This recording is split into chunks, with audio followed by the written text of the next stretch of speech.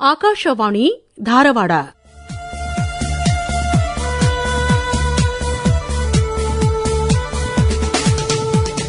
ಬಾನುಲಿಯ ಭಿತ್ತಿಯಿಂದ 90ರ ಬಾನುಲಿಯ ಒಡನಾಟದ ಬಗೆಗಿನ ಕಾರ್ಯಕ್ರಮ ಸರಣಿ. ಗುನ್ಗುನಾತೆ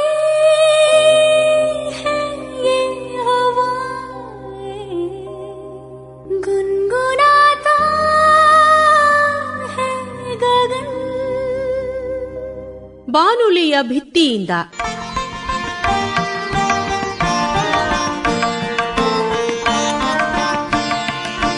ಆತ್ಮೀಯ ಕೇಳುಗರೆ, ಬಾನುಲಿಯ ಭಿತ್ತಿಯಿಂದ ಕಾರ್ಯಕ್ರಮದಲ್ಲಿ ಈ ದಿನ ಆಕಾಶವಾಣಿಯ ಧಾರವಾಡ ಕೇಂದ್ರದ ನಿವೃತ್ತ ಸಂಗೀತ ಕಲಾವಿದರಾದ ಶ್ರೀಪಾದ್ ಹೆಗಡೆ ಅವರೊಂದಿಗೆ ನಡೆಸಿದ ಸಂದರ್ಶನ ಕೇಳುತ್ತೀರಿ.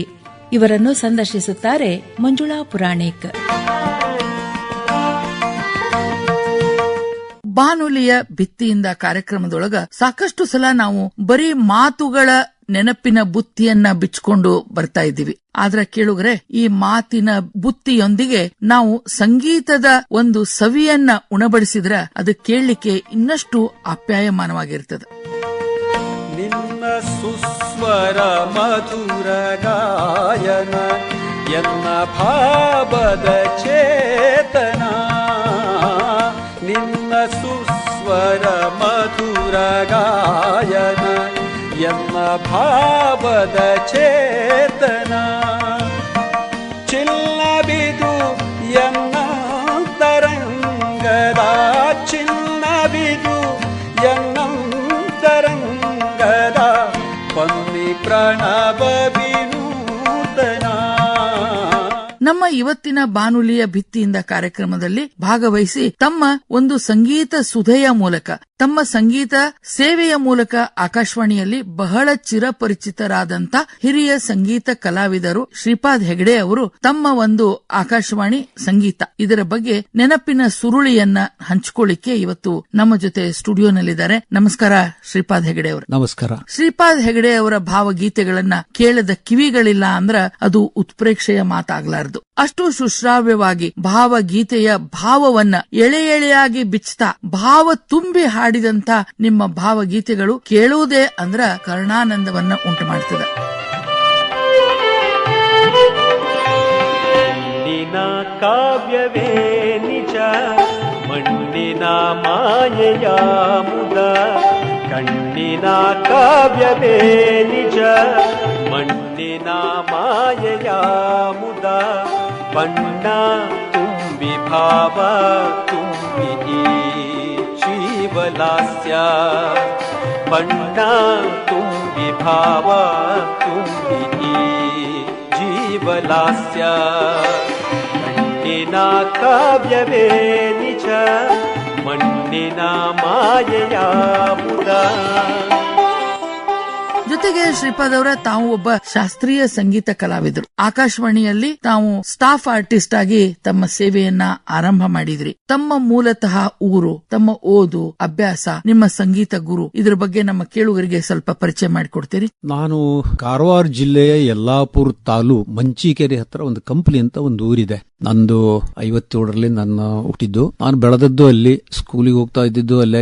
ಅಲ್ಲಿ ಹತ್ರದಲ್ಲಿ ಒಂದು ತುಂಬಿ ಬೀಡು ಅಂತ ಒಂದು ಊರಿದೆ, ಅಲ್ಲಿ ಶಾಲೆ. ದಿನ ಒಂದ್ 2 ಕಿಲೋಮೀಟರ್ ಹೋಗೋದು, 2 ಕಿಲೋಮೀಟರ್ ಮಳೆಗಾಲ ಬೇಸಿಗೆಗಾಲ ಎಲ್ಲ. ಅವಾಗೆಲ್ಲ ನಾವು 2 ಸಾರಿ ಹೋಗೋದು ಬರೋದು ಇರ್ತಿತ್ತು ಸ್ಕೂಲಿಗೆ. ಹೀಗಾಗಿ ಬೆಳೆದೆ. ಆಮೇಲೆ ಸ್ಕೂಲಲ್ಲಿ ನಾನು ಹಾಡುವುದು, ನನಗೆ ಮೊದಲಿಂದಾನು ಅದ್ರ ಬಗ್ಗೆ ಆಸಕ್ತಿ ಬಹಳ ಇತ್ತು. ಒಂದು ಹಾರ್ಮೋನಿಯಂ ಸಿಕ್ತೋದ್ರೆ ನಾನು ಸುಮ್ಮನೆ ಅದನ್ನ ಪ್ಲೇ ಮಾಡ್ತಾ ಇರೋದು. ಯಾರ ಕಡೆ ಕಲ್ತಿರೋದಲ್ಲ, ಯಾವುದೋ ಒಂದು ಹಾಡನ್ನ ನಾನೇ ಪ್ಲೇ ಮಾಡ್ಕೊಂಡು ಹಾಡ್ತಿದ್ದೆ, ಹಿಂಗೆಲ್ಲ ಮಾಡ್ತಿದ್ದೆ. ಆಮೇಲೆ ಸ್ಕೂಲಲ್ಲಿ ಯಾವುದೇ ರೀತಿ ಕಾಂಪಿಟೇಷನ್ ಬಂದ್ರೆ ನನ್ನ ಮುಂದೆ ಮಾಡಿಬಿಡೋರು, ನನಗೆ ಹಾಡು ಕಲಿಸಿ ನನ್ನ ಕಳ್ಸೋರು. ಹೀಗಾಗಿ ನನಗೆ ಅದ್ರ ಬಗ್ಗೆ ಬಹಳ ಸಂಗೀತದ ಬಗ್ಗೆ ಆಸಕ್ತಿ ಶುರುವಾಯಿತು. ಅಲ್ಲಿಂದ ಮುಂದೆ ಏಡ್ತು. ನಾನು ಹೋದವಾಗ ನಮ್ಮ ಗುರುಗಳಾದ ಪಂಡಿತ್ ಗಣಪತಿ ಭಟ್ ಹಾಸಣಿಗೆ ಅವರು ಆಗಷ್ಟೇ ಪಂಡಿತ್ ಬಸವರಾಜ ರಾಜ್ಗುರು ಅವರಲ್ಲಿ ಅಭ್ಯಾಸ ಮಾಡಿ ನಮ್ಮೂರಿಗೆ ಹೋದ್ರು. ಅಲ್ಲಿ ಹಳೆ ವಿದ್ಯಾರ್ಥಿ ಸಂಘ ಅಂತ ಹೇಳಿ ಅದರ ವತಿಯಿಂದ ಸಂಗೀತ ಕ್ಲಾಸ್ ಅನ್ನು ಪ್ರಾರಂಭ ಮಾಡಿದ್ರು. ಅವಾಗ ನನಗೆ ಪೂರ್ತಿ ಇದು ಸಿಕ್ಕಂಗಾಯ್ತು. ನನಗೆ ಏನೋ ಒಂದು ಈ ಕ್ಷೇತ್ರದಲ್ಲಿ ಏನಾದ್ರೂ ಜೀವನದೊಳಗೆ ಮಾಡಬೇಕು, ಈ ಬಾಕಿ ಎಲ್ಲ ಎಜುಕೇಶನ್ ಇದೆ ಎಲ್ಲರೂ ಮಾಡ್ತಾರೆ, ಸಂಗೀತವನ್ನ ಮಾಡಬೇಕು. ಹೀಗಾಗಿ ನಾನು ಆ ಕ್ಲಾಸಿಗೆ ಸೇರ್ಕೊಂಡೆ. ಅದು ಕಂಟಿನ್ಯೂ ಆಯ್ತು. ಅವ್ರದ್ದು 1 ವರ್ಷ ಆದ ತಕ್ಷಣ ಕ್ಲಾಸ್ ನಡೀಲಿಲ್ಲ. ಮುಂದೆ ಮನೆಗೆ ಹೋಗಿ ಅವ್ರ ಮನೆಯಲ್ಲೇ ಹೋಗಿ ಅವ್ರ ಕಡೆ ಪಾಠ ಮಾಡಿಸ್ಕೊತಿದ್ದೆ. ಹೋಗ್ತಿದ್ದೆ. ಅದು ಹೇಗೆ ನಮ್ಮಲ್ಲಿಂದ 4 ಕಿಲೋಮೀಟರ್ ಅದು ಹೋಗೋದು. ನಾನು ಸಾಯಂಕಾಲ ನನ್ನ ಕಡೆ ಟಾರ್ಚ್ ಗಿರ್ಚಿ ಅಂತೂ ಏನೂ ಇರಲಿಲ್ಲ. ಆದ್ರೂ ಆ ಸಂದರ್ಭದೊಳಗೆ ಅದು ಓಡಾಡಿದ ಜಾಗದ ಒಂದು ಗುರುತಿನ ಮೇಲೆ ಮಧ್ಯೆ ತೋಟ ಹೋಗ್ಬೇಕು, ಹಿಂಗೆಲ್ಲ ಮಾಡಿ ಅದನ್ನೆಲ್ಲ ಇದು ಮಾಡ್ಕೊಂಡು ಅಲ್ಲಿ ಹೋಗಿ ರಾತ್ರಿ ಅವರಲ್ಲಿದ್ದು ಪಾಠ ಮಾಡಿಸ್ಕೊಂಡು ಮತ್ತೆ ಬೆಳಿಗ್ಗೆ ಮತ್ತೆ ಟಿಫಿನಿಗೆ ಮನೆಗೆ ಬಂದ್ಬಿಡೋನು. ಹಾಗೆ ಇರ್ತಿರ್ತ ನಾನು ಒಂದು ರೇಡಿಯೋ ತಗೊಂಡೆ. ನಾವೇನ್ ಮಾಡೋರು ಅಲ್ಲಿ ಕ್ಲಾಸ್ ಆದವಾಗ ಆಯ್ತು. ಅದು ಇಲ್ಲದೆ ಇರುವಾಗ ರಾತ್ರಿ 11 ತನಕ ಎಲ್ಲ ಸ್ಟೇಷನ್ ಕೇಳೋದು, ಮರಾಠಿ ನಾಟ್ಯಗೀತ್ ಕೇಳೋದು, ಆಮೇಲೆ ಶಾಸ್ತ್ರೀಯ ಸಂಗೀತ ಕೇಳೋದು, ಪುಣೆ, ಮುಂಬೈ, ಪರಬಣಿ, ಸಾಂಗ್ಲಿ ಹಿಂಗೆಲ್ಲಾ ಸ್ಟೇಷನ್ ಹಚ್ಕೊಂಡು ಕೇಳೋದು. ಬಹಳ ಚೆನ್ನಾಗಿ ಏನ್ ಕೇಳ್ತಿರ್ಲಿಲ್ಲ, ಆದ್ರೆ ನಮಗ ಅಷ್ಟು ಸಾಕಾಗಿತ್ತು, ನಮ್ಮ ಆಸಕ್ತಿಗೆ ಅದು ಅಷ್ಟು ಸಾಕಾಗಿತ್ತು. ಆಕ್ಚುಲಿ ನನಗೆ ಇವತ್ತು ನಾನು ಸುಗಮ ಸಂಗೀತ ಇದರಲ್ಲಿ ಹಾಡ್ತೇನೆ, ಬಹಳ ಚೆನ್ನಾಗಿ ಹಾಡ್ತೇನೆ ಅಂತ ಏನಾದ್ರೂ ಇದ್ರೆ ಅದರಲ್ಲಿ ಬರುವ ಕಟಕ ಮುರುಕಿ ಅಥವಾ ಯಾವುದೇ ಕೆಲಸಗಳು ಮರಾಠಿ ಹಾಡಿನ ಪ್ರಭಾವದಿಂದ ಬಂದಂತವು. ನಾವು ಆವಾಗ ಜಿತೇಂದ್ರ ಅಭಿಷೇಕಿ ಅವರು ಇವರದ್ದೆಲ್ಲ ಬಹಳ ರಾಮದಾಸ್ ಕಾಮತ್ ಹೀಗೆ ಇವರದೆಲ್ಲ ಕೇಳೋರು ಬಹಳಷ್ಟು ಸಂಗೀತಗಳನ್ನು, ಅದ್ರ ಪ್ರಭಾವ. ಎರಡನೇದ್ದು ಒಂದು ಭಾವಗೀತೆಗಳಲ್ಲಿ ಶಬ್ದವನ್ನು ಹೇಗೆ ಉಚ್ಚಾರ ಮಾಡಬೇಕು, ಹೇಗೆ ಅದನ್ನು ಹಾಡಬೇಕು ಅಂತ ನನಗೆ ಗೊತ್ತಾದದ್ದು ನಮ್ಮಲ್ಲಿ ಯಕ್ಷಗಾನ ಪ್ರಭಾವ. ಅದರಲ್ಲೂ ನನ್ನ ಮಾಮ ಕೃಷ್ಣ ಭಾಗವತ್ ಅಂತ ಹೇಳಿ ಅವರು ಅದರ ಬಗ್ಗೆ ಬಹಳ ಆಸಕ್ತಿ ಇದ್ದವರು, ದೊಡ್ಡ ಭಾಗವತರಿದ್ರು. ಹಾಡಿನಲ್ಲಿ ಬರುವಂತಹ ಶಬ್ದದ ಭಾವವನ್ನು ಹೇಗೆ ಅಭಿವ್ಯಕ್ತಗೊಳಿಸಬೇಕು, ಅದನ್ನು ಯಾವ ರೀತಿ ಏರು ಇಳಿತಗಳನ್ನ ಮಾಡಿದವಾಗ ಅದಕ್ಕೆ ಆ ಭಾವನೆ ಸಿಗುತ್ತದೆ ಅನ್ನುವಂಥದ್ದನ್ನೆಲ್ಲ ಅವರು ಬಹಳ ಅದರ ಬಗ್ಗೆ ವಿಚಾರ ಮಾಡಿ ಹಾಡುವಂತವರಾಗಿದ್ರು. ನನಗೆ ಅವ್ರದ್ದು ಪ್ರಭಾವ ಅದರೊಳಗೆ ನನಗೆ ಹೆಚ್ಚಿಗೆ ಸುಗಮ ಸಂಗೀತದೊಳಗೆ ಸಿಕ್ತು. ಈಗ ಒಂಚೂರು ನೀವು ಹೇಳಿದ್ರಿ ಭಾವ ತುಂಬಿ ಏರಿಳಿತಗಳು ಎಲ್ಲೆಲ್ಲಿ ಬೇಕು ಅಲ್ಲಿ ಹಾಡಬೇಕು ಅಂತ. ಒಂದು 2 ಲೈನ್ ಯಾವ್ದಾದ್ರು ಒಂದು ಹಾಡು ಹೇಳ್ಬಹುದಾ? ಅಮೃತೇಶ್ ಥಂಡರ್ ಅವರು ಬರೆದಿದ್ದು ಭಾವ ಸಂಗಮದಲ್ಲಿ ಬಹಳ ಪ್ರಸಿದ್ಧವಾದ ಹಾಡೆ. ಅವಾಗ ಎಲ್ಲರೂ ಇಲ್ಲೆಲ್ಲ ಯೂತ್ ಫೆಸ್ಟಿವಲ್ ಸಹಿತವಾಗಿ ಅದೇ ಹಾಡುಗಳನ್ನು ಬಹಳ ಹಾಡ್ತಿದ್ರು. ಎದೆಯ ಮಧುಬನದಲ್ಲಿ ನವಿಲು ನಾರ್ತಿಸಿದಂತೆ ಏನಿದೇನಿದು ಎಂಥ ರೋಮಾಂಚನ. ಎತ್ತ ಹೋದರು ಮತ್ತೆ ಮುಕ್ತಿ ಕಾಡುತ್ತಲಿಹುದು, ಚಿತ್ತ ಕೆಣಕುವ ನಿನ್ನ ಮಧುರ ನೆನಪು. ಎತ್ತ ಹೋದರು ಮತ್ತೆ ಮುಕ್ತಿ ಕಾಡುತ್ತಲಿಹುದು, ಚಿತ್ತ ಕೆಣಕುವ ನಿನ್ನ ಮಧುರ ನೆನಪು. ಬಾಳ ಹಾದಿಯಲೀಗ ಬೆಳಕ ಚೆಲ್ಲುತ್ತಲಿಹುದು, ಚೊಕ್ಕ ಚಿನ್ನದ ನಿನ್ನ ಗಣ್ಣ ಹೊಳಪು. ಎದೆಯ ಮಧುಬನದಲ್ಲಿ ನವಿಲು ನರ್ತಿಸಿದಂತೆ ಏನಿದೇನಿದು ಎಂಥ ರೋಮಾಂಚನ. ಎದೆಯ ಮಧುಬನದಲ್ಲಿ ನವಿಲು ನರ್ತಿಸಿದಂತೆ ಏನಿದೇನಿದು ಎಂಥ ರೋಮಾಂಚನ. ನವಿಲು ನರ್ತಿಸಿದಂತೆ ಅನ್ನುವಾಗ ನರ್ತನ ಹೆಂಗಿರ್ಬೇಕು, ಸುಮ್ಮನೆ ಏನೋ ಒಂದು ಶಬ್ದವನ್ನು ಹೇಳ್ಬಿಟ್ಬಿಟ್ರೆ ಆಗಲಿಲ್ಲ. ನರ್ತಿಸಿ ಈ ತರ ಶಬ್ದಗಳೆಲ್ಲ ನಾನು ಅದೇ ವಿಶೇಷವಾಗಿ ಅದರ ಬಗ್ಗೆ ಆಸಕ್ತಿ ವಹಿಸಿ ಇದನ್ನು ಹೀಗೆ ಹೇಳಿದ್ರೆ ಇದು ಹೀಗೆ ಚೆನ್ನಾಗಿರ್ತದೆ ಅನ್ನುವಂಥದ್ದನ್ನ ಕಂಡುಕೊಂಡು ಅದನ್ನು ಪ್ರಯೋಗ ಮಾಡ್ತಿದ್ದೆ. ಅಂದ್ರೆ ಇದು ಹಾಡು ಕೇಳುವವನು ಕೂಡ ತನ್ನ ಕಣ್ಣಿನ ಮುಂದೆ ಈ ಕಲ್ಪನೆಯವನ್ನ ಇಟ್ಕೊಳ್ಬಹುದು. ಯಾವುದೋ ಒಂದು ಲೋಕದಲ್ಲಿ ಇದ್ದೇನೆ, ಇದೇನು ಈ ತರ ಅರ್ಥವನ್ನ ಕೊಡುತ್ತೆ. ನಂದು ಏನು ಒಂದು ಸುಗಮ ಸಂಗೀತವನ್ನು ಹಾಡ್ತಾ ಇರುವಾಗ ಶಬ್ದವನ್ನ ತೆಗೆದಾಗಳು ಆ ಬರೀ ಟ್ಯೂನ್ ಏನಿದೆ ಅದು ಆ ಶಬ್ದ ಏನು ಕೊಡ್ತಿದ್ದೋ ಅದೇ ಅರ್ಥವನ್ನ ಕೊಡಬೇಕು. ಅದು ಹಾಡುವವನ ಕಂಠ, ಅವನ ಭಾವ ಇದರ ಮೇಲೆ ಅವಲಂಬಿಸಿರ್ತದೆ ಅಂತ ನನ್ನ ಭಾವನೆ. ನಿಮ್ಮದೇ ಒಂದು ಸ್ವಪ್ರಯತ್ನದಿಂದ ನೀವು ಸಂಗೀತ ಕ್ಷೇತ್ರವನ್ನ ಆರಿಸಿಕೊಂಡ್ರಿ, ಇದರಲ್ಲೇ ಒಂದು ಜೀವನವನ್ನ ಮಾಡ್ಕೊಳ್ಬೇಕು, ಇದನ್ನೇ ಕಲಿಬೇಕು ಅಂತ ನಿರ್ಧಾರ ನೀವೇ ಮಾಡಿದ್ರಿ. ಇದಕ್ಕೆ ನಿಮ್ಮ ಮನೆಯ ಒಂದು ಕೌಟುಂಬಿಕ ಹಿನ್ನೆಲೆ, ತಂದೆ ಆಗ್ಲಿ ತಾಯಿ ಆಗ್ಲಿ ಸಂಗೀತಗಾರರು ಇದ್ದದ್ದು ಆತರ ಏನಿಲ್ಲ? ನಮ್ಮ ಉತ್ತರ ಕನ್ನಡ ಜಿಲ್ಲೆ ಅಂತಂದ್ರೆ ಒಂದು ಸಮಯದಲ್ಲಿ ಮನೆಯಲ್ಲಿ ಒಬ್ಬರಾದ್ರೂ ಯಕ್ಷಗಾನ ಕಲಾವಿದರು ಇರ್ತಿದ್ರು. ಹೀಗಾಗಿ ನಮ್ಮ ಅಜ್ಜ ಇದ್ರಂತೆ, ನಾವೇನ್ ನೋಡಿಲ್ಲ, ಅವ್ರು ಬಹಳ ಒಳ್ಳೆ ನೃತ್ಯಗಾರರು ಇದ್ರು, ಮಾತುಗಾರರು ಇದ್ರು ಅಂತ ಹೇಳಿ. ನಮ್ಮ ತಾಯಿ ಚೆನ್ನಾಗಿ ಹಾಡ್ತಿದ್ರು, ಟ್ರೆಡಿಷನಲ್ ಹಾಡುಗಳನ್ನ, ಪರಂಪರಾ ಹಾಡುಗಳನ್ನ ಬಹಳ ಅದ್ಭುತವಾಗಿ ಹಾಡ್ತಿದ್ಲು. ನಮ್ಮ ಅಕ್ಕಂದಿರಿಬ್ರು ಹಾಡ್ತಿದ್ರು. ಅಲ್ಲಿಂದ ನನಗೂ ಅದು, ನಾನು ನಮ್ಮ ಗುರುಗಳಾದ ಗಣಪತಿ ಭಟ್ ಹಾಸನಿಗೆ ಅವರದ್ದೊಂದು ಹಾಡನ್ನ ಕೇಳಿ ನಾ ಅದರಲ್ಲಿ ಮಳ್ಳಾಗ್ಬಿಟ್ಟೆ. ನಾನು ಜೀವನದೊಳಗೆ ಇನ್ನೇನು ಬೇಡ, ಇಷ್ಟು ಸಾಕು, ಅವರ ಮಧುರ ಧ್ವನಿ ಇದೆಲ್ಲ ಕೇಳ್ಕೊಂಡು ನನಗೆ ಬಹಳ ಪರಿಣಾಮ ಆಯ್ತು. ಅಲ್ಲಿಂದ ನಮ್ಮ ಮನೆಯೊಳಗೆ ಇದಕ್ಕೆ ಬೇಕಾದಂತ ಅನುಕೂಲ ಅನ್ನುವಂಥದ್ದೇನು ಇದ್ದಿದ್ದಿಲ್ಲ. ಅವಾಗ ಆಕ್ಚುಲಿ ನನಗೆ ಹಾರ್ಮೋನಿಯಂ ಬೇಕಾಗಿತ್ತು. ನಾನು ಅವಾಗ ಸಂಗೀತವನ್ನು ಸ್ಟಾರ್ಟ್ ಮಾಡಿದವಾಗ ಅವಾಗ ನಮ್ಮ ತಾಯಿಯ ಗೆಳತಿಯೊಬ್ಬರು ಕನ್ನಡ ಶಾಲೆ ಟೀಚರ್ ಇದ್ರು, ಪ್ರಿಯಾಗಿ ಬಾಯಿ ಅವರು ಅಂತ ನಾವು ಕರೆಯೋದು ಅವರನ್ನು ಪ್ರೀತಿಯಿಂದ ಪ್ರಿಯಾಗಿ ಬಾಯರು ಅಂತ ಹೇಳಿ. ಅವ್ರ ಹತ್ರ ಒಂದು 120 ಅವಾಗೆಲ್ಲ ಕಡಿಮೆ 125 ಸಾಲ ತಗೊಂಡು ನನಗ್ ಕೊಟ್ಟು ನಾನು ಹಾರ್ಮೋನಿಯಂ ಅನ್ನ ತಗೊಂಡಿದ್ದೆ. ಈಗ ನಾ ಇವತ್ತಿಗೂ ಅದನ್ನ ನೆನೆಸ್ತೇನೆ, ಇವತ್ತಿಗೂ ಆ ಋಣದಲ್ಲಿ ಇದ್ದೇನೆ. ಆದ್ರೆ ನನಗೆ ಅದ್ರ ಜೊತೆ ಹಾರ್ಮೋನಿಯಂ ಒಂದು ಅಭ್ಯಾಸ. ಹಾಗಾಗಿ ನಾನು ಯಾರು ಹಾಡಿದ್ರು ಒಂದ್ಸರಿ ತತ್ಕ್ಷಣ ನನಗದು ಸ್ವರದ ಜ್ಞಾನನೂ ಇರೋದ್ರಿಂದ ಅದನ್ನು ಗ್ರಹಿಸಿಕೊಂಡು ಬಾರಿಸಿ ಬಿಡಬಲ್ಲೆ. ಈ ರೀತಿಯಾದಂತಹ ಒಂದು ವಾತಾವರಣ ನಮ್ಮಲ್ಲಿರೋದು. ಈಗ ಶ್ರೀಪಾದ್ ಹೆಗಡೆ ಅವರೇ, ಆಕಾಶವಾಣಿ ಧಾರವಾಡಕ್ಕೆ ಯಾವಾಗ ಬಂದ್ರಿ? ಇಲ್ಲಿ ಏನಂತ ಕೆಲಸವನ್ನ ಆರಂಭಿಸಿದ್ರಿ? ನಾನು ಕೆಲವೊಂದಿಷ್ಟು ವರ್ಷ ಗುರುಗಳು ಗಣಪತಿ ಭಟ್ ಹಾಸಣಿಗೆ ಅವರಲ್ಲಿ ಕಲಿತೆ. ಆಮೇಲೆ ಅವ್ರಿಗೆ ಪ್ರೋಗ್ರಾಮ್ಗಳು ಬಹಳ ಜಾಸ್ತಿ ಸಿಗ್ಲಿಕ್ಕೆ ಹತ್ಕೊಳ್ಳಿ ಅವ್ರು ನನಗೆ ಸಿಗೋದು ಕಡಿಮೆ ಆಯ್ತು. ಅವಾಗ ನಾನು ಗುರುಗಳನ್ನ ಅರಿಸಿಕೊಂಡು ಇಲ್ಲಿ ಬಂದೆ.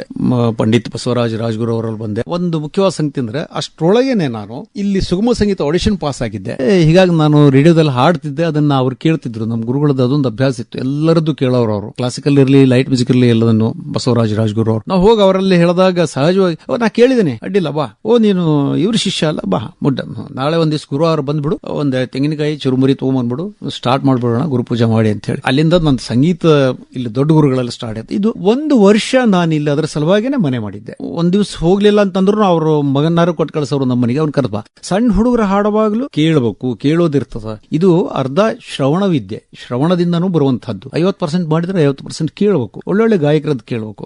ಅದು ನನಗೆ ಬಹಳ ಸಹಾಯ ಆಯ್ತು. 1 ವರ್ಷ ಆದ್ಮೇಲೆ ನಾನು ಮತ್ತೆ ಪುನಃ ಊರಿಗೆ ಹೋದೆ. ಅದಾದ್ಮೇಲೆ ಅವರು ನನಗೆ ಟೆಲಿಗ್ರಾಮ್ ಕೊಡ್ತಿದ್ರು, ಎಲ್ಲರ ಕಾರ್ಯಕ್ರಮಕ್ಕೆ ಹೋಗೋದಿತ್ತು, ಮುಂಬೈ, ಪುಣೆ, ಹೀಗೆ ನಾಸಿಕ್, ಅಲ್ಲಿ ಇಲ್ಲಿ ಇಲ್ಲ ಅಂತಂದ್ರೆ ಮಗನ್ ಕೊಟ್ಟು ಕಳಿಸ್ತಿದ್ರು ಅಲ್ಲಿಗೆ. ಎರಡನೇದ್ದು ಅಂದ್ರೆ ನನಗೆ ಒಂದು ಆತ್ಮೀಯವಾದಂತಹ ಸಂಗತಿ ಮತ್ತು ಆತ್ಮೀಯವಾದಂತಹ ಒಂದು ವಾತಾವರಣ ಸಿಕ್ಕಿದ್ದು ನನಗೆ ಪಂಡಿತ್ ವಸಂತ್ ಕನಕಾಪುರ ಅವರ ಪರಿಚಯ. ನಾನು ಅವ್ರ ಪ್ರೊಡಕ್ಷನ್ ಅನ್ನ ಆಗ್ಲೇ ಪ್ರೊಡಕ್ಷನ್ ಹಾಡ್ತಿದ್ದೆ. ಹೀಗಾಗಿ ಅವ್ರ ಜೊತೆಗೆ ನಾನು ಅವ್ರ ಮನೆಯ ಫ್ಯಾಮಿಲಿ ಮೆಂಬರ್ ಆಗಿ ನಾನು ಅವ್ರ ಮನೆಯಲ್ಲೂ ಎಷ್ಟೋ ಸಲ ನಾನು ಇಲ್ಲಿಂದ ಹೋದ್ಮೇಲೆ ಇಲ್ಲಿ ಬಂದ್ ಪ್ರೊಡಕ್ಷನ್, ಯಾವಾಗ ತಿಂಗಳ ಒಂದು ಪ್ರೊಡಕ್ಷನ್ ಇರ್ತಿತ್ತು, ಯಾವ್ದಾದ್ರು ಒಂದು ಸಂದರ್ಭದೊಳಗೆ ಪ್ರೊಡಕ್ಷನ್ ಇರ್ತಿತ್ತು, ನಾವು ಹಾಡ್ತಿದ್ವಿ. ಹೆಚ್ಚುವಾಸಿ ನಾನು, ಇನ್ನೊಬ್ಬ ನಮ್ಮ ಫ್ರೆಂಡ್ ಶಿವಾನಂದ್ ಪಾಟೀಲ್ ಇದ್ದ ಗೆಳೆಯ, ಅವ ಕೇಶವ್ ಗುರುಮ್ ಇದ್ರು, ಕನಕಾಪುರ ಇದ್ರು. ಹೀಗೆ ಅವ್ರ ಮನೆಯಲ್ಲಿ ನನಗೆ ಸಿಕ್ಕಂತ ವಾತಾವರಣ. ಕೊನೆಗೆ ಅವ್ರು ಏನಾಯ್ತು, ಅವರಿಗೆ ಮನೆಯಲ್ಲಿ ಕಂಪೋಸಿಷನ್ ಮಾಡೋದು ಕೆಲವಷ್ಟು ಸಮಸ್ಯೆ ಆದ್ಮೇಲೆ ನಮ್ಮನೆ ಬಂದು ಮಾಡ್ತಿದ್ರು. ಅವಾಗಂತೂ ಪೂರ್ತಿ ಅವ್ರ ಮನೆಯ ಮನುಷ್ಯ ಆಗಿಬಿಟ್ಟೆ ನಾನು. ಅದೊಂದು ನನಗೆ ಬಹಳ ಸಹಾಯ ಆಯ್ತು. ಆಮೇಲೆ ಆಕಾಶವಾಣಿ 87ರೊಳಗೆ ನಾನು ಆಕಾಶವಾಣಿ ಸೇರ್ಕೊಂಡೆ, ನಿಲಯ ಕಲಾವಿದ ಆದೆ. ಅದರ ಮೇಲಂತೂ ಗುರುಗಳು ಹಾಡ್ಲಿಕ್ಕೆ ಬರ್ತಿದ್ರು, ಹುಣಸೂರ್ ಅವ್ರು ಹಾಡ್ಲಿಕ್ಕೆ ಬರ್ತಿದ್ರು, ಗಂಗೂಬಾಯರ ಹಾಡ್ಲಿಕ್ಕೆ ಬರ್ತಿದ್ರು. ನಮಗೆ ಒಂದೇನು, ಈ ತರಹ ದೊಡ್ಡ ದೊಡ್ಡ ನಮ್ಮ ಮಾದರಿ ಕಲಾವಿದರದ ಸಂಗೀತವನ್ನು ಕೇಳುವಂತಹ ಒಂದು ಅವಕಾಶ, ಕಲಿಯುವಂತ ಅವಕಾಶ, ಕಲಿಯೋದು, ಇದನ್ನ ನನಗೆ ಬಹಳ ಸಹಾಯ ಆಯ್ತು. ನಾ ಏನು ಬೆಳೆಸ್ಕೋಬಹುದು, ನಾ ಏನ್ ಮಾಡಬಹುದು, ಇದನ್ನ ನಾನು ತಿಳ್ಕೊಳ್ಳಿಕ್ಕೆ ನನಗಿದು ಬಹಳ ಸಹಾಯ ಆಯ್ತು. ನನ್ನ ನಿನ್ನ ಮುಖದ ಹಿಂದೆ ಕಾಣದಂಥ ಘೋರ ಕಡಲು, ನನ್ನ ನಿನ್ನ ಮುಖದ ಹಿಂದೆ ಕಾಣದಂಥ ಘೋರ ಕಡಲು, ಅಪ್ಪಳಿಸುವ ತೆರೆಗಳಿಂದ ಕೊರೆಯುತ್ತೀರೆ ಬಡಲು. ಕಾಣದಿರಲಿ ಶಂಕೆ ನಖ, ಇರಿಯದಿರಲಿ ಗೊಂದಲ, ಆಡದಿರು ನೂರು ಮಾತು, ಸಾಕು ಮೌನ ಹಂಬಲ, ಸಾಕು ಮೌನ ಹಂಬಲ. ಈ ಸಂಗೀತ ಕ್ಷೇತ್ರವನ್ನ ಆರಿಸಿಕೊಂಡು ಗಣಪತಿ ಭಟ್ ಅವ್ರ ಹತ್ರ ಕಲ್ತಿದ್ದಾಗಲಿ, ಪಂಡಿತ್ ಬಸವರಾಜ್ ರಾಜ್ಗುರು ಅವ್ರ ಹತ್ರ ಕಲ್ತಿದ್ದಾಗಲಿ ಎಂದಾದ್ರೂ ಕನಸು ಕಂಡಿದ್ರ ಒಂದು ದಿನ ನಾನು ಆಕಾಶವಾಣಿಗೆ ಹೋಗ್ತೀನಿ, ನಿಲಯ ಕಲಾವಿದ ಆಗ್ತೀನಿ ಅಂತ?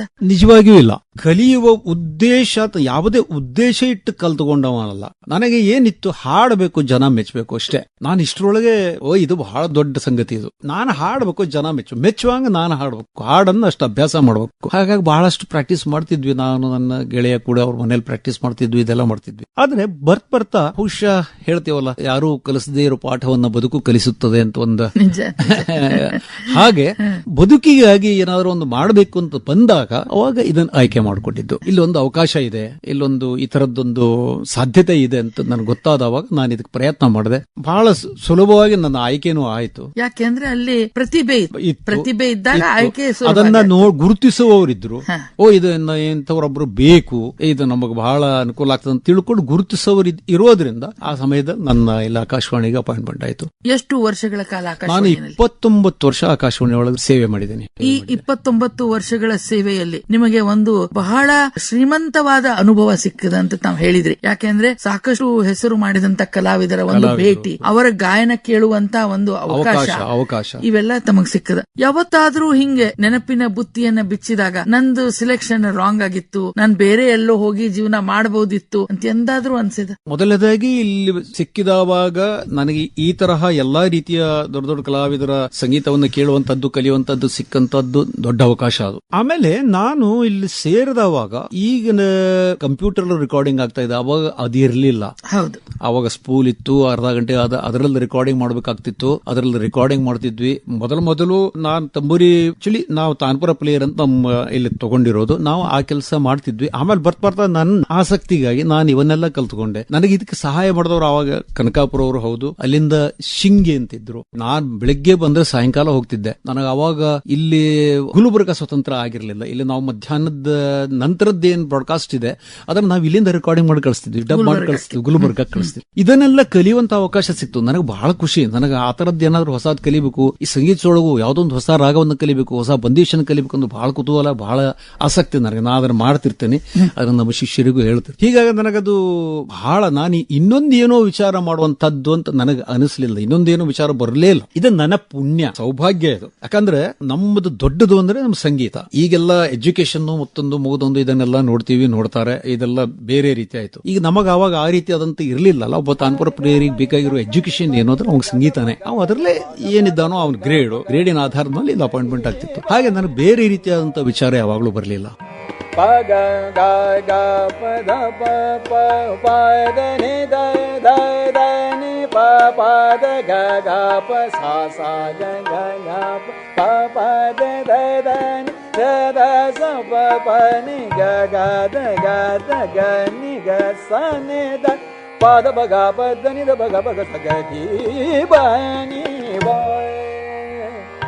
ಪಗ ಸ್ವಾಗ ಪ ಬ ಗ ಪ ಗ ಸ್ವಾಗ ದ ದ ದ ದ ದ ಪ ಗ ಪ ನಿ ನಿ ನಿ ದ ಪ ದ ಸಾ ದ ನಿ ದ ದ ನಿ ನಿ ಪ ದ ಪ ಪ ದ ದ ಗ ಪ ಗ ಗ ಪ ಪ ಸಾ ಪ ಗ ದ ಪ ನಿ ದ ಸಾ ದ ನಿ ಪ ದ ನಿ ಗ ಪ ದ ಸಾ ಗ ಪ ಗ ಸ ಗ ರಿ ಬ ನಿ ಬ ಗಬ ಗಬ ಗಬ ಗಬ ಗಬ ಗಬ ಪದನ ಪದನ ಪದ ಪದನ ಪದನ ಪದ ದಾನಿ ನಿ ದಾನಿ ನಿ ದಾನಿ ದಾನಿ ನಿ ದಾನಿ ನಿ ದಾನಿ ದಾನಿ ನಿ ದಾದನ ದಾನಿ ದಾನಿ ನಿ ದಾದನ ದಾನಿ ಪದದ ಪದದ ಪದ ಪದದ ಪದದ ಪನಿ ಪದದ ಪದದ ಪನಿ ಪದದ ಪದದ ಪಗ ಪ ಪಗ ಪ ಪದ ನಿ ದಾನಿ ಸನಿ ದಾನಿ ದಾನಿ ದ ಪದ ಗ ಪದ ನಿ ದ ಪ ಗ ಪ ಹರಿ ಬನಿ ಬಾಯ್. ಈಗ ಶ್ರೀಪಾದರ್ ತಾವು ಮಾತಾಡ್ತಾ ಹೇಳಿದ್ರಿ ಅವಾಗ ಟೇಪು ಸ್ಪೂಲ್ಗಳ ಕಾಲ ಇತ್ತು, ಇವತ್ತು ಕಂಪ್ಯೂಟರ್ ಅಲ್ಲಿ ನಾವು ರೆಕಾರ್ಡ್ ಮಾಡ್ತಾ ಇದ್ದೀವಿ ಕಾರ್ಯಕ್ರಮಗಳಂತ. ತಾವು ಎರಡೂ ಹಂತದಲ್ಲಿ ಕೂಡ ಕಾರ್ಯನಿರ್ವಹಿಸಿದ್ದೀರಿ. ಆಗಿನ ಕ್ವಾಲಿಟಿಗೂ ಇವತ್ತಿನ ಕ್ವಾಲಿಟಿಗೂ ಆಗ್ಲಿ ಅಥವಾ ಒಂದು ಧ್ವನಿ ಮುದ್ರಣದ ಕೆಲಸ ನಿರ್ವಹಿಸುವಲ್ಲಿ ಆಗ್ಲಿ ಏನು ವ್ಯತ್ಯಾಸ ಕಂಡುಕೊಂಡಿರಿ? ಇಲ್ಲ, ಅವಾಗ ರೆಕಾರ್ಡಿಂಗ್ ವೇಳೆ ಕರೆಂಟ್ ಹೋಯ್ತು ಅಥವಾ ಇನ್ನೊಂದೇನೋ ಆಯ್ತು, ಹೆಚ್ಚುವಾಸಿ ಲೈವ್ ಇರ್ತಿದ್ವು. ಬಂದು ಕೆಲವೊಂದಿಷ್ಟು ವರ್ಷ ಲೈವ್ ಕಾರ್ಯಕ್ರಮಗಳೇ ಜಾಸ್ತಿ ಇರ್ತಿತ್ತು. ಬೆಳಿಗ್ಗೆ 8:00 ಲೈವ್ ಇರ್ತಿತ್ತು, ಮಧ್ಯಾಹ್ನದ ರೆಕಾರ್ಡಿಂಗ್ ಆಗ್ತಿತ್ತು. ಕೆಲವು ಸಮಯ ರಾತ್ರಿ 10 ಗಂಟೆ ಸಹಿತ ಲೈವ್ ಮಾಡಿದ್ದಿದೆ. ಇಲ್ಲಿ ಲೈವ್ ಆದ್ರೆ ಹೇಗೋ ನಡೀತಿತ್ತು. ರೆಕಾರ್ಡಿಂಗ್ ಅಂತ ಬಂದಾಗ ಇವು ಕೆಲವೊಂದಷ್ಟು ಸಮಸ್ಯೆಗಳಿದ್ವು ಅವಾಗ. ಯಾಕಂದ್ರೆ ಒಮ್ಮೆ ಅರ್ಧಕ್ಕೆ ನಿಂತಿತು ಅಥವಾ 15 ನಿಮಿಷಕ್ಕೆ ನಿಂತಿತು ಅಂತಂದ್ರೆ ಮತ್ತೆ ಪುನಃ ಹೊಸದಿಂದ ಮಾಡಬೇಕು. ಹೀಗಿದ್ದೆಲ್ಲ ಸಮಸ್ಯೆಗಳಿರ್ತಿತ್ತು. ಆಮೇಲೆ ಆ ಟೇಪ್ಗಳಿಗೆ, ಆ ಸ್ಪೂಲಿಗೆ ಅದರ ಆಯುಷ್ಯನು ಕಡಿಮೆ ಇತ್ತಲ್ಲ, ಅದು ಕೆಲವೊಂದಿಷ್ಟು ವರ್ಷ ಮಾತ್ರ. ಆಮೇಲೆ ಅದು ಕೋಟಿಂಗ್ ಹೋಗೋದು ಇಂಥವೆಲ್ಲ ಶುರುವಾಗಿ ಅದರದ ಆಯುಷ್ಯ ಪುನಃ ಅದನ್ನು ಮತ್ತೆ ಡಬ್ ಮಾಡಿ ಇಡಬೇಕಾಗ್ತಿತ್ತು. ಬೇರೆ ಯಾವ್ದಾರ ಒಂದು ಹೊಸ ಟೇಪಿಗೆ ಅದನ್ನು ಡಬ್ ಮಾಡಿ ಇಡಬೇಕಾಗ್ತಿತ್ತು. ಹೀಗ್ ಬಿಟ್ರೆ ಹಾಡುವವರಲ್ಲಿ ನನಗೆ ವ್ಯತ್ಯಾಸಗಳು ಆವಾಗ ಯಾವುದು ಕಾಣ್ತಿರ್ಲಿಲ್ಲ. ಲೈವ್ ಇರ್ಲಿ, ಕಲಾವಿದರು ನನಗೆ ಬಹಳ ಅನುಕೂಲ ಆದದ್ದು ಅಂದ್ರೆ ಅದು ಹಾಡುವ ಕಲಾವಿದರಲ್ಲಿ. ಈಗ ನಾನು ಎಲ್ಲರದ್ದು ಹೆಸರು ಹೇಳಿದೆ, ನಮ್ಮ ಮಾದರಿ ಕಲಾವಿದರು, ಗುರು ಸಮಾನರು, ಇವರೆಲ್ಲ ಒಂದು ಮೈಫಿಲಲ್ಲಿ ಹೆಂಗ್ ಹಾಡ್ತಿದ್ರು ಹಾಗೆ ಇಲ್ಲಿ ರೆಕಾರ್ಡಿಂಗ್ ಹಾಗೆ ಇವತ್ತಿಗೂ ಅದಕ್ಕೇನೆ ನಮಗೆ ಆ ರೆಕಾರ್ಡಿಂಗ್ ಅನ್ನ ಕೇಳಿದ್ರೆ ಖುಷಿ ಆಗೋದು. ನಾವು ಲೈವ್ ನಲ್ಲಿ ಏನು ಕೇಳ್ತಿದ್ವು ಅದನ್ನ ಈಗ ನಾನು ಎಷ್ಟೋ ಮಂದಿನ ವಿಚಾರವನ್ನ ನೋಡಿರ್ತೇನೆ, ಕೇಳಿರ್ತೇನೆ. ಆಕಾಶವಾಣಿ ಹೋದ್ರಲ್ಲ ನಾವು ಸ್ವಲ್ಪ ನಡೀತದ, ಸ್ವಲ್ಪ ಹೆಚ್ಚು ಕಡಿಮೆ, ಏನು ಹಂಗೇನಿಲ್ಲ. ಬಟ್ ಅವ್ರು ಮಾತ್ರ ಎಂದೂ ಆ ತರ ಮಾಡ್ತಿರ್ಲಿಲ್ಲ. ಹೀಗಾಗಿ ನಮಗೆ ಅದರಿಂದ ಬಹಳ ಸಹಾಯ ಆಯ್ತಲ್ಲ ಕಲೀಲಿ. ಬಟ್ ಇವತ್ತು ಕಂಪ್ಯೂಟರ್ ಬಂದಿದೆ, ಕಂಪ್ಯೂಟರ್ ಅಲ್ಲಿ ಅದನ್ನು ಕಲ್ತ್ಕೊಂಡ್ವಿ. ಅದರಲ್ಲಿ ಅಕಸ್ಮಿಕ್ ಎಲ್ಲೋ ಒಂದ್ ಕಡೆ ನಿಂತಿತ್ತು, ಇದೇನಾರು ಆಯ್ತು ಮತ್ತೆ ಜೋಡಿಸ್ಲಿಕ್ಕೆ ಬರ್ತದೆ. ಅದು ನಮಗೆ ತಾಳಜ್ಞಾನ, ಸ್ವರಜ್ಞಾನ, ಲಯಜ್ಞಾನ ಇರೋದ್ರಿಂದ ಹಾಡೋದ್ರಿಂದ ನಮಗೆ ಬಹಳ ಸುಲಭದ ಕೆಲಸ ಅದು. ಹಾಗಾಗಿ ಈಗ ಆ ದೃಷ್ಟಿಯಲ್ಲಿ ಬಹಳ ಅನುಕೂಲ ಆದ್ವಿ. ಮೊದಲೆಲ್ಲ ಹೇಗಿರ್ತಿತ್ತು, ಲೈಟ್ ಮ್ಯೂಸಿಕ್ ಒಂದು ಪ್ರೊಡಕ್ಷನ್ ಮಾಡಿದ್ವಿ ಅಂದ್ರೆ ವಿತ್ ಬ್ಯಾಕ್ ಗ್ರೌಂಡ್, ಅದರಲ್ಲಿ ಒಂದು ಕೋರಸ್ ಇತ್ತು ಅಂದ್ರೆ ಒಂದು ಮನುಷ್ಯ ಏನಾದ್ರೂ ಒಂದು ತಪ್ಪು ಮಾಡಿದ ಅಂತಂದ್ರೆ ಮತ್ತೆ ಹೊಸದಾಗಿ ಸ್ಟಾರ್ಟ್ ಆಗಬೇಕು. ಬಟ್ ಇವತ್ತು ಹಾಗಿಲ್ಲ, ಕಂಪ್ಯೂಟರ್ ರೆಕಾರ್ಡಿಂಗ್ ಇರೋದ್ರಿಂದ ಬರೀ ಬ್ಯಾಕ್ ಗ್ರೌಂಡ್ ಅಷ್ಟೇ ನಾವು ಮೊದಲು ಮುಗಿಸ್ಬಿಡಬಹುದು. ಅದನ್ನ ಕೇಳ್ತಾ ಆಮೇಲೆ ನಾವು ಕೋರಸ್ ಇರ್ಲಿ ಅಥವಾ ಇಂಡಿವಿಜುವಲ್ ಇರ್ಲಿ ಹಾಡಬಹುದು. ಇದೆಲ್ಲ ಅಡ್ವಾಂಟೇಜ್ ಇದೆ, ಬಹಳ ಅನುಕೂಲಗಳಿದಾವೆ. ಮತ್ತೆ ಪ್ರಿಸರ್ವ್ ಮಾಡುದು ಸುಲಭ ಈಗ ಅಲ್ಲ. ಮೊದಲು ಟೇಪ್ ಇಟ್ಟಾಗ ಅದ್ರ ಕೋಟಿಂಗ್ ಹೋಯ್ತು ಅಂದ್ರೆ ಹೋಗ್ಬಿಡ್ತು ಅಂತಿದ್ವಿ. ಆ ದೃಷ್ಟಿಯಿಂದ ಬಹಳ ಅನುಕೂಲ ಆಗಿದೆ, ಬಹಳ ಸುಲಭನೂ ಆಗಿದೆ. ಈಗ ಶ್ರೀಪಾದ್ ಅವರ ಆಕಾಶವಾಣಿ ಧಾರವಾಡ ಕೇಂದ್ರದಿಂದ ಹಲವಾರು ಸರಣಿ ಕಾರ್ಯಕ್ರಮಗಳು ಮೂಡಿ ಬರ್ತಾ ಇದ್ವು. ಈ ಸರಣಿ ಕಾರ್ಯಕ್ರಮಕ್ಕೆ ತನ್ನದೇ ಆದ ಒಂದು ಶೀರ್ಷಿಕೆ ಗೀತೆ ಇರ್ತಿತ್ತು. ಎಷ್ಟೋ ಸಂದರ್ಭದಲ್ಲಿ ನನ್ನನ್ನು ಸೇರಿಕೊಂಡು ಒಂದು 4 ಲೈನ್ ಹಾಡನ್ನು ತಂದುಕೊಟ್ಟು ನಾಳೆನೆ ಬೆಳಿಗ್ಗೆ ಇದು ಪ್ರೋಗ್ರಾಮ್ ಹೋಗ್ಬೇಕು, ಇದು 4 ಲೈನ್ ಹಾಡ್ ಕೊಟ್ಟು ಬಿಡ್ರಿ ಅಂತಿದ್ವಿ. ಅಂತ ಸಮಯದಲ್ಲೂ ಕೂಡ ನೀವು ಒಂದು ಉತ್ಕಟ ಅಭಿಮಾನ, ಯಾವತ್ತೂ ಇಲ್ಲ ಅನ್ನೋ ಉತ್ತರನ ನಾನು ತಮ್ಮಿಂದ ಕೇಳಲಿಲ್ಲ. ಅಂತ ಸಾಕಷ್ಟು ಸರಣಿ ಕಾರ್ಯಕ್ರಮಕ್ಕೆ ಕೂಡ ತಾವು ಹಾಡಿದಿರಿ. ಅಂತ ಸರಣಿ ಕಾರ್ಯಕ್ರಮಗಳು ನೆನಪುಳಿಯುವಂತಹ ಸಾಕಷ್ಟು ಸರಣಿ ಕಾರ್ಯಕ್ರಮಗಳಿದ್ದಾವೆ. ನಾನು ಬಹಳಷ್ಟು ಈಗ ಮೊದಲೆಲ್ಲ ಕೃಷ್ಣ ಕಥಾ, ಗೀತರಾಮಾಯಣ, ಆಮೇಲೆ ಶಿವಕಥಾ, ಹೀಗೆ ಬಹಳಷ್ಟು. ಅದಾದ್ಮೇಲೆ ಭಾವಸಂಗಮಗಳಲ್ಲೂ ಹಾಗೆ ಹೌದು ಇಂಥವುಗಳಲ್ಲೆಲ್ಲ ಹಾಡ್ತಿದ್ವಿ. ಆಮೇಲೆ ಬೇರೆ ಬೇರೆ ಸೆಕ್ಷನ್ ಅವರು, ಬೇರೆ ಬೇರೆ ವಿಭಾಗದವರು ಬಂದು ಯಾವುದೋ ಒಂದಕ್ಕೆ ದಿವಾಕರ್ ಹೆಗಡೆ ಸಾಕಷ್ಟು ಸರಣಿ ಕಾರ್ಯಕ್ರಮಕ್ಕೆ ನಿಮ್ಮದೇ ಹಾಡುಗಳು. ಆಮೇಲೆ ಸಂಸ್ಕೃತ ಅಂತ ಬಂದವಾಗ ನಾನೇ ಹಾಡ್ತಿದ್ದೆ, ಬಹುಶಃ ಬಹಳಷ್ಟು ಇವುಗಳನ್ನು ನಾನೇ ಹಾಡ್ತಿದ್ದೆ ಅದಕ್ಕೆ ಸಂಬಂಧಪಟ್ಟುಕೊಂಡು. ಅದರ ಜೊತೆಗೆ ಎಷ್ಟೋ ಸಲ ನಮ್ಮ ರಾಷ್ಟ್ರೀಯ ನಾಟಕಗಳು, ಸಂಗೀತ ಪ್ರಧಾನ ನಾಟಕಗಳು ಬಂದಾಗ ಕೂಡ ತಾವು ಸಾಕಷ್ಟು ಅದಕ್ಕೆ ಹಾಡಿದ್ರೆ ಅದೆಲ್ಲ ಒಂದೊಂದು ರೀತಿಯ ಅನುಭವಗಳು. ಒಂದು ಅದು ಕಲಿಯುವಂತ ಪಾಠಗಳು. ಅದು ಯಾವಾಗ ಅದರಲ್ಲಿ ಒಂದು ರೀತಿಯ ಹುಡುಕಾಟ ಇಟ್ಕೊಂಡಿರ್ತೇವೆ ಅವಾಗ ನಮಗದು ಸಿಗ್ತಾ ಹೋಗ್ತದೆ. ಅದರಲ್ಲಿ ಹುಡುಕಾಟ ಬೇಕು, ಅದ್ರ ಬಗ್ಗೆ ಚಿಂತನೆ ಬೇಕು. ನನಗೊಂದು ಬೇಕಾಗಿದೆ, ನನಗೇನೋ ಒಂದು ಹೊಸತೊಂದು ಬೇಕಾಗಿದೆ, ಹೊಸತ್ ಕಲಿಬೇಕಾಗಿದೆ ಅನ್ನೋ ಆಸಕ್ತಿ ಬೇಕು. ಅದು ನನಗಿತ್ತು, ಇವತ್ತಿಗೂ ಇದೆ. ಹಾಗಾಗಿ ನನಗದರಿಂದ ಬಹಳಷ್ಟು ಸಿಕ್ಕು, ಬಹಳಷ್ಟು ಮಾಡ್ಲಿಕ್ಕೂ ಆಯ್ತು. ಶ್ರೀಪಾದ್ ಅವರ ಸಾಕಷ್ಟು ಭಾವಗೀತೆಗಳನ್ನ ತಾವು ಹಾಡಿರಿ. ಅವು ಒಂದಕ್ಕಿಂತ ಒಂದು ಭಿನ್ನವಾಗಿನೇ ಅವ, ಮತ್ತೆ ಕೇಳಬೇಕು ಅಂತ ಅನಿಸುವಂತ ಗೀತೆಗಳವ. ಆದಾಗ್ಯೂ ಕೂಡ ಈಗ ನಿವೃತ್ತಿ ಸಮಯದಲ್ಲಿ ನಿಮ್ಮ ಮನಸ್ಸಲ್ಲಿ ಗುಣಗುಣಿಸುವಂತ ಹಾಡು ಯಾವುದು? ಸಾದರ್ ಅವರು ಇದ್ದವಾಗ ಒಂದು ಹಾಡು ಬರೆದಿದ್ರು, ಬರದ ಸಲುವಾಗಿ ಬರೆದಿದ್ದು ಬರ. ಅಲ್ಲಿ ಆ ಬರ ಅನ್ನೋ ಶಬ್ದವನ್ನು 2 ರೀತಿಯಾಗಿ ಬಳಸಿಕೊಂಡು ಅದನ್ನ ಹಾಡುವ. ಎಷ್ಟು ಕಾಲ ಮೌನ ಹೇಳು ಮಾತು, ಎಷ್ಟು ಕಾಲ ಮೌನ ಹೇಳು ಮಾತು ಮರೆತು ಹೋಗಿದೆ, ಅಷ್ಟು ಸಿಟ್ಟು ಯಾಕೆ ತಾಳು, ಸೋತ ಬಾಳು ಸಾಗಿದೆ. ಎಷ್ಟು ಕಾಲ ಮೌನ ಹೇಳು ಮಾತು ಮರೆತು ಹೋಗಿದೆ.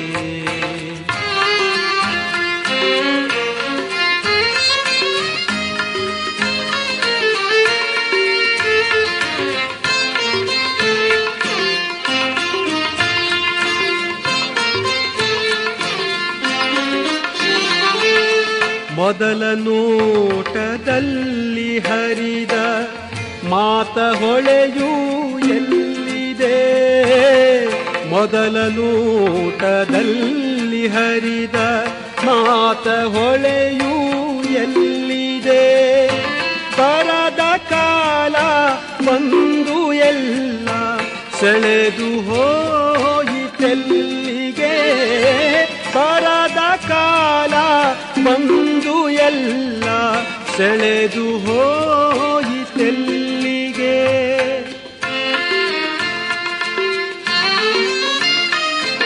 ಎಷ್ಟು ಕಾಲ ಮೌನ ಹೇಳು ಮಾತು ಮರೆತು ಹೋಗಿದೆ.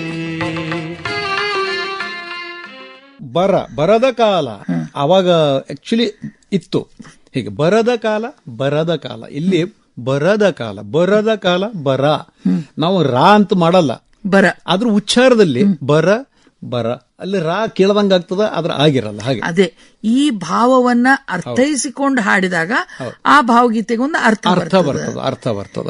ನನಗೆ ಬಹುತೇಕ ನಾನು ಹೆಚ್ಚುವಾಸಿ ಮೊದಲು ವಸಂತ ಕನಕಾಪುರ ಅವ್ರ ಕಂಪೋಸಿಷನ್ ಬಹಳಷ್ಟು ಹಾಡ್ತಿದ್ವಿ. ಅದು ಬಹಳ ಸೇರ್ತಿತ್ತು. ಅವರು ಒಂಥರ ಠುಮ್ರಿ ಅಂಗವಾಗಿ ಆ ಹಾಡುಗಳನ್ನ ಕೊಡಿಸ್ತಿದ್ರು. ತದನಂತರದಲ್ಲಿ ಬಂದ ನಮ್ಮ AR ಅಚ್ಯುತರಾವ್ ಅವ್ರು ಏನ್ ಮಾಡ್ತಿದ್ರು ಅಂದ್ರೆ, ನನಗೆ ಬರೇ ಒಂದು ಪ್ರೇಮ್, ಒಂದು ಇಷ್ಟಿದೆಯಪ್ಪ ಈ ಹಾಡು, ಇದಿದೆ, ಇದಕ್ಕೆ ಏನ್ ತುಂಬ್ತೀಯ ನಿನ್ ಕೆಲಸ, ಅದು ಕೂತ್ ಬಿಡೋರು. ಅದನ್ನ ನಾನು ಅದನ್ನ ನೋಡ್ಕೊಂಡು ತಗೊಂಡು ಅದರಲ್ಲಿ ಏನ್ ಮಾಡಿದ್ರೆ ಅದಕ್ಕೆ ನ್ಯಾಯ ಸಿಗ್ತದ ಅಂತ ನಾ ವಿಚಾರ ಮಾಡಿ ಅದರಲ್ಲಿ ಏನ್ ತುಂಬಲಿಕ್ಕೆ ಸಾಧ್ಯ ಇದೆ, ಜೀವ ತುಂಬಲಿಕ್ಕೆ ಸಾಧ್ಯ ಇದೆ, ಹಾಗೆ ನಾನು ಪ್ರಯತ್ನ ಮಾಡಿ ಹಾಡ್ತೀನಿ. ಈಗ ಶ್ರೀಪಾದ್ ಅವರೇ, ತಾವು ಸಂಗೀತ ಕಲಾವಿದರು, ಗುರು ಶಿಷ್ಯ ಪರಂಪರೆ ಸಂಗೀತ ಕ್ಷೇತ್ರಕ್ಕೆ ಅದರದೇ ಆದ ಒಂದು ಮಹತ್ವ ಇದೆ. ಅಂದ್ರೆ ನಾವು ಹಿಂದಿನ ಕಾಲವನ್ನ ನೋಡಿದಾಗ ಗುರುಗಳ ಸೇವೆ ಮಾಡಿದಾಗ್ಲೇನೆ ಶಿಷ್ಯನಿಗೆ ಒಂದು ಜ್ಞಾನ ಪ್ರಾಪ್ತಿ ಆಗ್ತಿತ್ತು ಅಂತ. ಇವತ್ತು ಕೂಡ ತಾವು ಸಾಕಷ್ಟು ಶಿಷ್ಯಂದ್ರನ್ನ ತಯಾರು ಮಾಡಿದಿರಿ. ಇವತ್ತು ನಿಮ್ಮ ಶಿಷ್ಯಂದರು ನಾಡಿನಾದ್ಯಂತ ಬೇರೆ ರಾಷ್ಟ್ರಗಳಿಗೆ ಹೋಗಿ ಸಂಗೀತ ಸುಧೆಯನ್ನ ಹರಿಸ್ತಾ ಇದ್ದಾರೆ. ಈ ಶಿಷ್ಯಂದ್ರು ಉತ್ತಮ ಪರ್ಫಾರ್ಮೆನ್ಸ್ ಕೊಟ್ಟಾಗ ಗುರುವಾಗಿ ತಮ್ಮ ಅನುಭವ ಬಹಳ ಸಂತೋಷ ಅನಿಸ್ತದ. ನಾನು ಏನು ವಿಚಾರ ಮಾಡಿ ಅವರಿಗೆ ನಾನು ಹೇಳಿರ್ತೀನೋ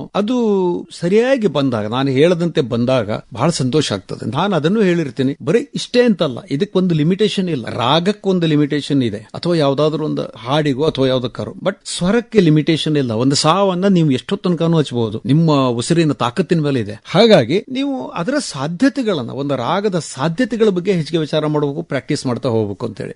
ಹಾಗೆ ಸಾಕಷ್ಟು ಜನ ಮಾಡ್ಕೊಂಡವರಿದ್ದಾರೆ. ಬಹಳ ಸಂತೋಷ ಆಗ್ತದೆ. ಯಾಕಂದ್ರೆ ನಾವು ಅದನ್ನ ತಿರುಗಿ ಕೇಳ್ತೀವಲ್ಲ, ಹೌದು ಹೌದು, ಅವಾಗ ನಮಗದು ನಾವು ಹೇಳಿದ್ದು ವಾಪಸ್ ಬಂದಾಗ ಬಹಳ ಸಂತೋಷ ಆಗ್ತದೆ.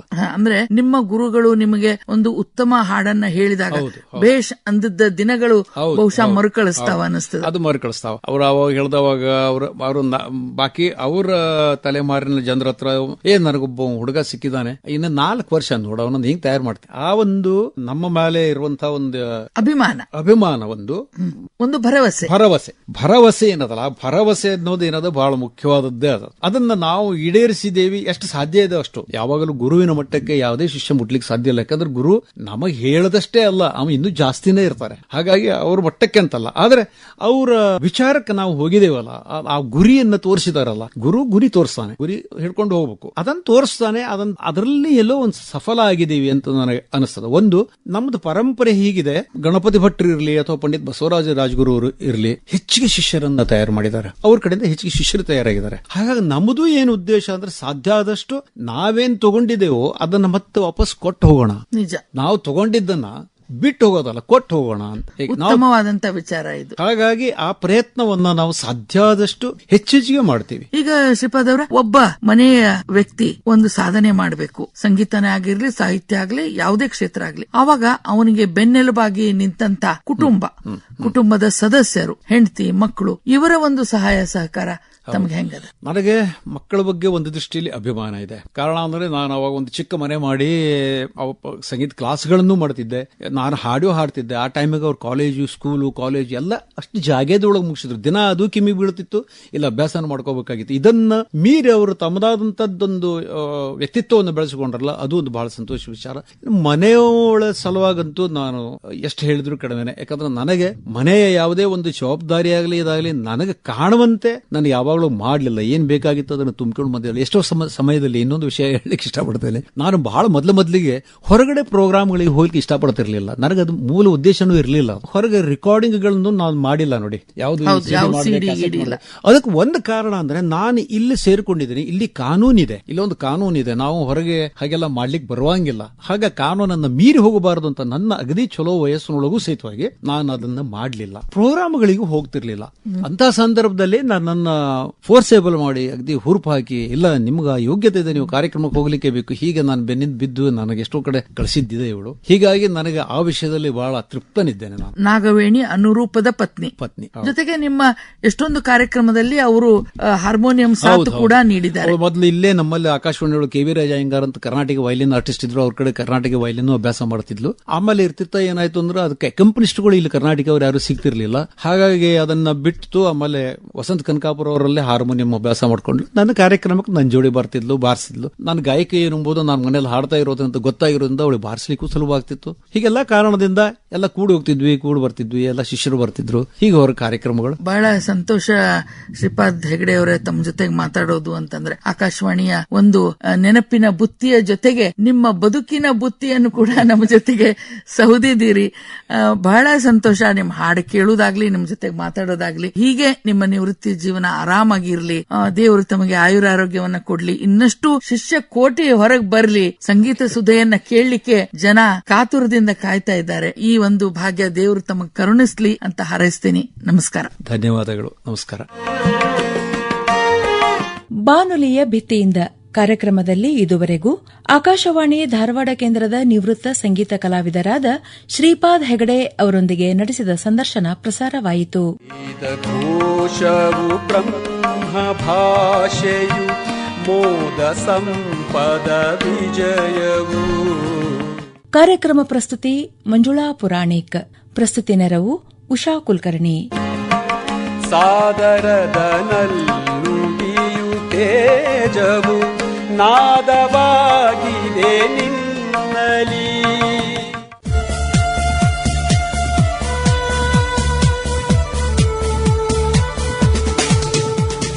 ಬಾನುಲಿಯ ಭಿತ್ತಿಯಿಂದ 90ರ ಬಾನುಲಿಯ ಒಡನಾಟದ ಬಗೆಗಿನ ಕಾರ್ಯಕ್ರಮ ಸರಣಿ ಇದುವರೆಗೆ